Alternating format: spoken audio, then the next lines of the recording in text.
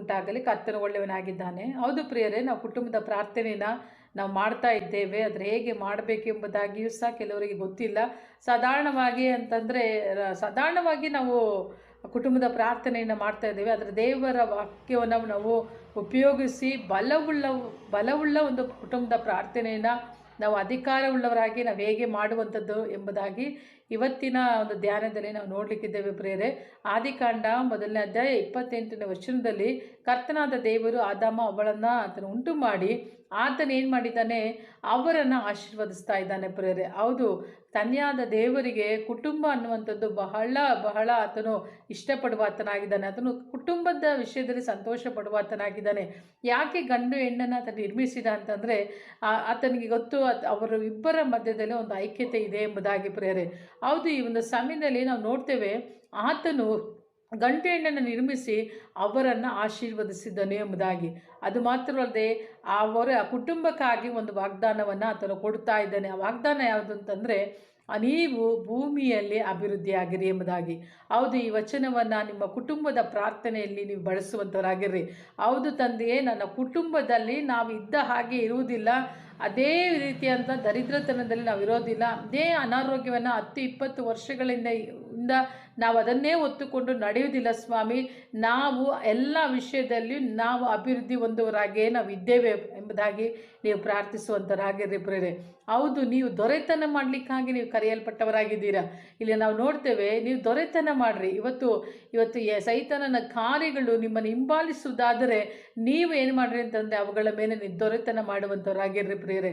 ಹೌದು, ಇವತ್ತು ನೀವು ಕುಟುಂಬ ಪ್ರಾರ್ಥನೆ ಮಾಡುವಾಗ ನೀವು ಗಂಡ ಹೆಂಡತಿ ಆಗಿರ್ಬೋದು, ಮಕ್ಕಳಾಗಿರ್ಬೋದು, ನೀವು ಒಬ್ಬರಿಗೊಬ್ಬರು ಕರಗಳನ್ನು ಹಿಡಿದುಕೊಂಡು ನೀವು ಪ್ರಾರ್ಥಿಸುವಂಥವರಾಗಿರ್ರಿ. ಯಾಕೆ ಕರಗಳನ್ನು ನಾವು ಹಿಡಿದು ಪ್ರಾರ್ಥಿಸಬೇಕೆಂಬುದಾಗಿ ನಾವು ನೋಡುವಾಗ ಮತ್ತಾಯನ ಬರೆದ ಸುವಾರ್ತೆ 18ನೇ ಅಧ್ಯಾಯ 19ನೇ ವಚನದಲ್ಲಿ ನಾವು ನೋಡ್ತೇವೆ ಪ್ರಿಯರೇ. ಅಲ್ಲಿ ಏನಿದೆ ಅಂತಂದರೆ, ಇದಲ್ಲದೆ ನಿಮ್ಮಲ್ಲಿ ಇಬ್ಬರು ತಾವು ಬೇಡಿಕೊಳ್ಳತಕ್ಕ ಯಾವುದಾದ್ರೂ ಒಂದು ಕಾರ್ಯದಲ್ಲಿ ವಿಷಯವಾಗಿ ಭೂಲೋಕದಲ್ಲಿ ಒಂದೇ ಮನಸ್ಸುಳ್ಳವರಾಗಿ ಇದ್ದರೆ ಎಂಬುದಾಗಿ. ಹೌದು ಪ್ರಿಯರೇ, ನಾವು ಕರಗಳನ್ನು ಹಿಡಿದು ಕುಟುಂಬವಾಗಿ ಪ್ರಾರ್ಥಿಸುವಾಗ, ಗಂಡ ಹೆಂಡತಿ ಮಕ್ಕಳೊಟ್ಟಿಗೆ ಕರಗಳನ್ನು ಹಿಡಿದು ಪ್ರಾರ್ಥಿಸುವಾಗ ನಾವೇನಾಗಿರ್ತೇವೆ ಅಂತಂದರೆ ಒಂದೇ ಮನಸ್ಸುಳ್ಳವರಾಗಿ ನಾವು ಇದ್ದೇವೆ ಪ್ರಿಯರೇ. ಆಮೇಲೆ ಹೇಳ್ರಿ, ಯಾಕೆಂತಂದರೆ ಕುಟುಂಬವನ್ನು ಬಿಟ್ಟು ಬೇರೆ ಎಲ್ಲಿಯೂ ಒಂದೇ ಮನಸ್ಸನ್ನು ನಾವು ನೋಡಲಿಕ್ಕೆ ಸಾಧ್ಯವಿಲ್ಲ ಪ್ರಿಯರೇ. ಇವತ್ತು ಒಂದೇ ಮನಸ್ಸು ಎಲ್ಲಿದೆ ಅಂತಂದರೆ ಕುಟುಂಬದಲ್ಲೇ ಇದೆ. ಅದಕ್ಕೆ ಕರ್ತನ ಏನು ಹೇಳಿದ್ದಾನೆ ಅಂತಂದರೆ, ಒಂದೇ ಮನಸ್ಸುಳ್ಳವರಾಗಿ ನೀವೇನನ್ನು ಬೇಡಿಕೊಳ್ಳುತ್ತೀರೋ ಅದೇನಾಗುತ್ತೆ ಅಂತಂದರೆ ಆ ಕಾರ್ಯ ಏನಾಗುತ್ತೆ ಅಂತಂದರೆ ಪರಲೋಕದಲ್ಲಿರುವ ನಿಮ್ಮ ತಂದೆಯ ಮೂಲಕವಾಗಿ ಅದು ನೆರವೇರುವಂಥದ್ದಾಗಿದೆ.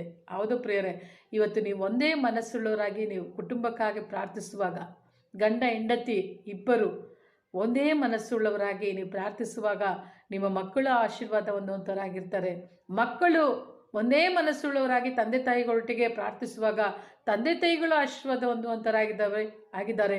ಕುಟುಂಬದವರು ಏನಾಗ್ತಾರೆ ಅಂತಂದರೆ ಆಶೀರ್ವಾದ ಹೊಂದುವಂಥವರಾಗಿ ಇರ್ತಾರೆ ಪ್ರಿಯರೇ. ಹೌದು, ಇವತ್ತು ನಾವು ತಿಳ್ಕೊಳ್ಬೇಕಾದಂತ ಇದೆ ಅಂತಂದರೆ, ನಾವು ಕುಟುಂಬ ಅನ್ನುವಂಥದ್ದು ಏನಂತಂದರೆ ಇವತ್ತು ದೊರೆತನ ಮಾಡಲಿಕ್ಕಾಗಿ ಕರೆಯಲ್ಪಟ್ಟಂಥದ್ದು ಎಂಬುದಾಗಿ ನಾವು ನೋಡ್ತೇವೆ ಪ್ರಿಯರೇ. ಹೌದು, ಇವತ್ತು ನೀವು ಮಾಡುವಂಥ ಪ್ರಾರ್ಥನೆ ಅದೇ ಅಧಿಕಾರವುಳ್ಳದಾಗಿರಲಿ. ದೇವರೇ, ನಾವು ಒಂದೇ ಮನಸ್ಸುಳ್ಳವರಾಗಿ ನಾವು ಪ್ರಾರ್ಥಿಸ್ತಾ ಇದ್ದೇವೆ. ಹೌದು ಪ್ರಿಯರೇ, ಇವತ್ತು ನಾವು ಯಾರಿಗೆಲ್ಲ ನಾವು ಕೇಳ್ಕೊಳ್ತಾ ಇರ್ತೇವೆ ಅಲ್ವಾ, ನಮ್ಮ ಮನೆಯಲ್ಲಿ ಪ್ರಾಬ್ಲಮ್ಸ್ ಬರುವಾಗ ನೀವು ನಮಗೋಸ್ಕರವಾಗಿ ಪ್ರಾರ್ಥನೆ ಮಾಡಿರಿ, ನಮ್ಮ ಮಕ್ಕಳಿಗೋಸ್ಕರವಾಗಿ ಪ್ರೇಯರ್ ಮಾಡಿರಿ. ಮದುವೆ ಆಗಬೇಕಾಗಿದೆ ಅಲ್ವಾ, ನನ್ನ ಮಗ ರಕ್ಷಿಸಲ್ಪಡಬೇಕಾಗಿದೆ, ನನ್ನ ಮಗನ ಕುಡಿಕತನದಿಂದ ಒಂದು ಬಿಡುಗಡೆ ಹೊಂದಬೇಕಾಗಿದೆ, ಸಾಲದ ಬಾಧೆಯಿಂದ ನಾವು ಬಿಡುಗಡೆ ಹೊಂದಬೇಕಾಗಿದೆ, ಪ್ಲೀಸ್ ಪ್ರೇಯರ್ ಮಾಡಿರಿ ಎಂಬುದಾಗಿ ನಾವು ಅನೇಕರಿಗೆ ಏನು ಮಾಡ್ತೇವೆ, ಲೆಟರ್ಸ್ಗಳನ್ನ ಕಳಿಸ್ತೇವೆ, ಇಲ್ಲ ಮೆಸೇಜ್ಗಳನ್ನ ಮಾಡ್ತಾ ಇರ್ತೇವೆ, ಸಂದೇಶಗಳನ್ನ ಕೇಳ್ತಾ ಇರ್ತೇವೆ, ಕಮೆಂಟ್ಗಳಲ್ಲಿ ಹಾಕ್ತಾ ಇರ್ತೇವೆ, ನಮಗೋಸ್ಕರವಾಗಿ ಪ್ರಾರ್ಥನೆ ಮಾಡಿರಿ ಅಂತ. ಹೌದು ಪ್ರಿಯರೇ,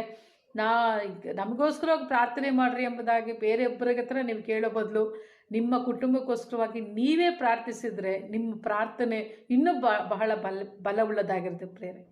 ಯಾಕೆಂತಂದರೆ ಏಕ ಮನಸ್ಸಿನಿಂದ ಏನಂತಂದರೆ ಪ್ರಾರ್ಥಿಸಲಿಕ್ಕೆ ಯಾರಿಂದಲೂ ಸಾಧ್ಯವಿಲ್ಲ ಪ್ರಿಯ. ಅದು ಕುಟುಂಬದಿಂದ ಮಾತ್ರನೇ ಸಾಧ್ಯ, ಗಂಡ ಹೆಂಡತಿ ಮುಖಾಂತರ ಮಾತ್ರನೇ ಸಾಧ್ಯ ಪ್ರಿಯ. ಇವತ್ತು ನೀವು ಏನೇ ರಿಕ್ವೆಸ್ಟ್ಗಳನ್ನ ಹಾಕಿದ್ರೂ ಅವರು ಬಂದು ಒಂದೇ ಮನಸ್ಸುಳ್ಳವರಾಗಿ ಅದೇ ಭಾರದೊಟ್ಟಿಗೆ ಪ್ರಾರ್ಥನೆ ಮಾಡಲಿಕ್ಕೆ ಆಗೋದಿಲ್ಲ. ಇವತ್ತು ನಿನ್ನ ಮಗ ಕುಡಿಕತನದಲ್ಲಿ ಇರ್ಬೋದು, ನಿನ್ನ ಮಕ್ಕಳು ಮದುವೆ ಆಗದೇ ಇರ್ಬೋದು, ಆದರೆ ಅವರಿಗೋಸ್ಕರವಾಗಿ ಪ್ರಾರ್ಥಿಸ್ರಿ ಎಂಬುದಾಗಿ ಹೇಳ್ತೀರ. ಆದರೆ ಅದರ ನೋವು ಏನಾಗಿದೆ ಅಂತಂದರೆ ಅದು ನಿನಗೆ ಮಾತ್ರ ಗೊತ್ತು, ನೀನು ಎಷ್ಟು ಕಷ್ಟಪಡ್ತಾ ಇದೆಯಾ ಅಂತ. ಇವತ್ತು ಸಾಲದ ಬಾಧೆ ಇರುತ್ತೆ, ಅನಾರೋಗ್ಯ, ತೀರದ ಅನಾರೋಗ್ಯ, ಇವೆಲ್ಲ ಏನಂತಂದರೆ ನೀವು ಕಷ್ಟಪಡ್ತಾ ಇರ್ತೀರ. ಆದರೆ ತಂದೆ ತಾಯಿಗಳು ಕಷ್ಟಪಡುವಂಥದ್ದು ಏನಾಗಿದೆ ಅಂದರೆ ಮಕ್ಕಳು ನೋಡುವಂಥದ್ದಾಗಿರ್ತಾರೆ. ಮಕ್ಕಳು ಕಷ್ಟಪಡುವಂಥದ್ದನ್ನು ತಂದೆ ತಾಯಿಗಳು ನೋಡ್ತಾ ಇರ್ತೀರ. ಆದರೆ ಆ ನೋವು ಏನೆಂಬುದಾಗಿ ನಿಮಗೆ ಮಾತ್ರ ಗೊತ್ತು ಪ್ರಿಯರೇ. ಅದರ ಹೃದಯದ ಅಂತರಾಳದಿಂದ ಪೂರ್ಣ ಮನಸ್ಸಿನಿಂದ ಪ್ರಾರ್ಥಿಸಲಿಕ್ಕೆ ಒಂದೇ ಒಂದು ಮನಸ್ಸಿದೆ ಅಂತಂದರೆ ಅದು ಯಾರು ಅಂತ ನೋಡಿದಾಗ ತಂದೆ ತಾಯಿಗಳು ಮಾತ್ರನೇ ಬರೀ, ಕುಟುಂಬ ಮಾತ್ರನೇ ಅದು ಪೂರ್ಣ ಮನಸ್ಸಿನಿಂದ ಪೂರ್ಣ ಹೃದಯದಿಂದ ಪ್ರಾರ್ಥಿಸಲಿಕ್ಕೆ ಸಾಧ್ಯ. ನಾನು ಹೇಳ್ತೀನಲ್ಲ, ಬೇರೆ ಯಾರು ಅಷ್ಟರ ಮಟ್ಟಿಗೆ ಪ್ರಾರ್ಥನೆ ಮಾಡಲಿಕ್ಕೆ ಸಾಧ್ಯ ಇಲ್ಲ. ಅವರು ಮಾಡ್ಬೋದು, ಒಂದು ಗಳಿಗೆ ಮಾಡ್ಬೋದು ಅಷ್ಟೇ, ಆದರೆ ನಿರಂತರವಾಗಿ ನಿನ್ನ ಕುಟುಂಬಕ್ಕಾಗಿ ಪ್ರಾರ್ಥಿಸುವಂಥವ್ರು ಇರೋದಿಲ್ಲ ಬರೀ.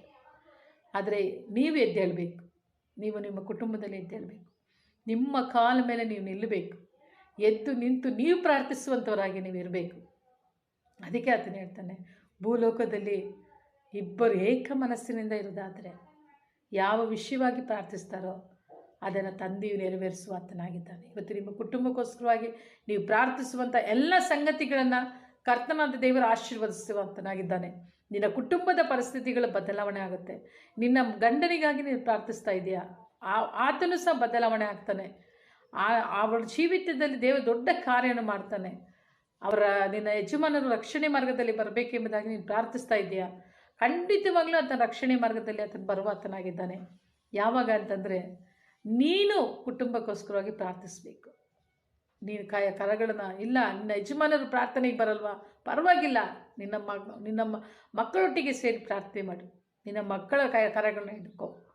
ದೇವರೇ, ನಾವಿಬ್ಬರು ಸೇರಿ ಪ್ರಾರ್ಥಿಸ್ತಿದ್ದೇವಪ್ಪ, ನನ್ನ ಕುಟುಂಬದಲ್ಲಿ ಒಂದು ಬದಲಾವಣೆ ಉಂಟಾಗಲಿ ಸ್ವಾಮಿ. ನಾವು ವಶಪಡಿಸಿಕೊಳ್ತೇವೆ ಸ್ವಾಮಿ. ನನ್ನ ಕುಟುಂಬದಲ್ಲಿ ಇವತ್ತು ಬೇಕಾದ ಸಮಾಧಾನವನ್ನು ವಶಪಡಿಸಿಕೊಳ್ತೇನೆ ಸ್ವಾಮಿ. ನೀವು ಮಾತನಾಡ್ರಿ, ಖಂಡಿತವಾಗ್ಲೂ ಕರ್ತ ನೆರವೇರಿಸುವಾತನಾಗಿದ್ದಾನೆ. ಹೌದು ಪ್ರಿಯರೇ, ಇವತ್ತು ಹಸಿವು ನಮಗಿದೆ, ಆದರೆ ಯಾರೋ ಊಟ ಮಾಡಿದ್ರೆ ತೃಪ್ತಿಯಾಗುತ್ತಾ? ಇಲ್ಲ. ಆದರೆ ಕುಟುಂಬದಲ್ಲಿ ಕಷ್ಟ ಬಂದಾಗ ನೀವೇ ಪ್ರಾರ್ಥನೆ ಮಾಡಬೇಕು. ಗೆತ್ಸೆಮನೆ ತೋಟದಲ್ಲಿ ಯೇಸು ಸ್ವಾಮಿ ಏನು ಮಾಡ್ತಿದ್ದಾರೆ, ಪ್ರಾರ್ಥಿಸ್ತಾ ಇದ್ದಾರೆ, ನಮಗೆಲ್ಲ ಗೊತ್ತು. ಆದರೆ ಆತನು ಹೇಳ್ತಾನೆ, ಶಿಷ್ಯರಿಗೆ ಹೋಗಿ ಹೇಳ್ತಾನೆ, ಬಹಳ ಆತನಿಗೆ ವೇದನೆ ಇದೆ, ಆತನು ಮುಂದೆ ಪಡುವಂಥ ಕಷ್ಟ ಭಾಳ ಇದೆ, ಆತನ ಮುಂದೆ ಎಷ್ಟು ಕಷ್ಟಪಡಬೇಕೆಂಬುದಾಗಿ ಆತನ ಕಣ್ಣುಗಳ ಮುಂದೆ ಇದೆ. ಆದರೆ ಆತನಿಗೆ ಬಲ ಸಾಲದಲ್ಲಿ ಆತನು ಏನು ಮಾಡ್ತಿದ್ದಾನೆ, ಆತನು ಕೇಳ್ತಾ ಇದ್ದಾನೆ, ನನಗೋಸ್ಕರವಾಗಿ ನೀವು ಪ್ರಾರ್ಥಿಸ್ರಿ ಅಂತ. ಆದರೆ ಶಿಷ್ಯರು ಏನು ಮಾಡ್ತಿದ್ದಾರೆ, ನಿದ್ರೆ ಮಾಡ್ತಾ ಇದ್ದಾರೆ ಅಲ್ವಾ. ಯೇಸುವಿಗಿರುವಂಥ ವೇದನೆ ಅವ್ರಿಗೆ ಗೊತ್ತಾ? ಜೊತೆಲೇ ಇದ್ದಾರೆ, ಅವ್ರಿಗೆ ಗೊತ್ತಾ? ಗೊತ್ತಿಲ್ಲ ಅಲ್ವಾ. ಇವತ್ತು ನೀವೇನೇ ರಿಕ್ವೆಸ್ಟ್ಗಳನ್ನ ಕಳಿಸಿದ್ರೂ ಯಾರಿಗೂ ಗೊತ್ತಾಗಲ್ಲ ಪ್ರಿಯರೇ, ನಿಮ್ಮ ಮನೆಯಲ್ಲಿರುವಂಥ ವೇದನೆ, ನಿಮ್ಮಲ್ಲಿರುವಂಥ ಕಷ್ಟ, ನೀವು ಹಾಕುವಂಥ ಕಣ್ಣೀರು. ಆದರೆ ಒಂದು ಮಾತ್ರ ತಿಳ್ಕೊಳ್ರಿ, ನೀನು ಹಾಕುವಂಥ ಕಣ್ಣೀರು ನಿನ್ನ ಯಜಮಾನನಿಗೆ ಗೊತ್ತು. ನಿನ್ನ ಮನೆಯಲ್ಲಿ ಇರುವಂಥ ಮಕ್ಕಳಿಗೆ ಗೊತ್ತು ಇವತ್ತು ನೀನು ಎಷ್ಟು ಕಷ್ಟಪಡ್ತಾ ಇದೆಯಾ ಎಂಬುದಾಗಿ. ಹೌದು, ಅವರೊಟ್ಟಿಗೆ ಸೇರಿ ನೀವು ಪ್ರಾರ್ಥನೆ ಮಾಡಿರಿ, ನಿಮ್ಮ ಕುಟುಂಬಕ್ಕೋಸ್ಕರವಾಗಿ ನೀವು ಪ್ರಾರ್ಥಿಸ್ರಿ.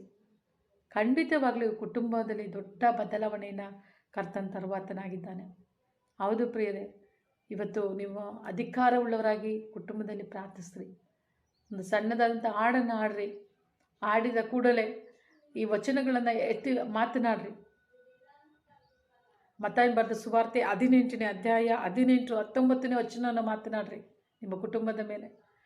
ಅದೇ ಪ್ರಕಾರವಾಗಿ ಆದಿಕಾಂಡ 1ನೇ ಅಧ್ಯಾಯ 18ನೇ ವಚನವನ್ನು ಮಾತನಾಡ್ರಿ. ಇದನ್ನು ಎತ್ತಿ ವಾಕ್ಯವನ್ನು ನೀವು ಮಾತನಾಡುವಾಗ ವಾಕ್ಯದಲ್ಲಿರುವಂಥ ಆಶೀರ್ವಾದವನ್ನು ನೀವು ಪಡೆದುಕೊಳ್ಳುವಂಥರಾಗಿರ್ತೀವಿ.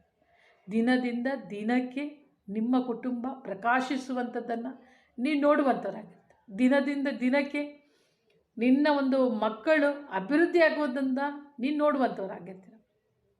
ಖಂಡಿತವಾಗಲೂ ಭಾರವಾಗಿ ಪ್ರಾರ್ಥಿಸುವಂಥ ಹೃದಯ ಅಂತಂದರೆ ಕುಟುಂಬಕ್ಕೆ ಮಾತ್ರನೇ ಇದೆ ಪ್ರಿಯರೇ, ಇವತ್ತು ಯಾರಿಗೂ ಇಲ್ಲ. ಅದನ್ನು 100% ನಾನು ಹೇಳ್ತೇನೆ. ನಿನ್ನ ಕುಟುಂಬಕ್ಕೋಸ್ಕರವಾಗಿ ಪ್ರಾರ್ಥಿಸಲಿಕ್ಕೆ ನೀನು ನಿಲ್ಲಬೇಕು.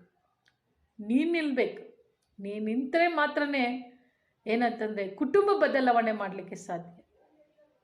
ಖಂಡಿತವಾಗ್ಲೂ ನೀವು ಅದನ್ನು ಮಾಡಿರಿ. ಕರ್ತ ನಿಮ್ಮನ್ನು ಆಶೀರ್ವಾದ ಮಾಡುವಾತನಾಗಿದ್ದಾನೆ. ಕರ್ತನು ತಾನೇ ನಿಮ್ಮನ್ನು ಆಶೀರ್ವಾದ ಮಾಡಲಿ. God bless you.